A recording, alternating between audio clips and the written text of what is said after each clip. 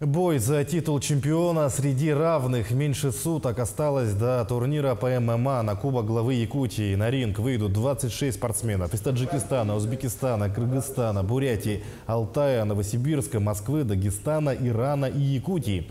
Сегодня бойцы встретились с главой республики Садом Николаевым. Ну а уже в выставочном центре Кружала спортсменов ожидало взвешивание и важнейший ритуал – старидаун или битва взглядов. Это обязательный элемент перед стартом каждого бойцовского турнира, когда спортсмены пытаются пересмотреть противника или подавить его взглядом.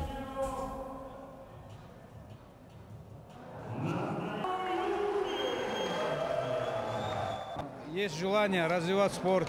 Вот такого масштаба турнир провели. Это огромная благодарность главе, конечно, то, что развивает спорт. Спорт – это как бы праздник для молодежи, для ребят, для спортсменов. Каждый турнир – это развитие спорта, поэтому это очень хорошо.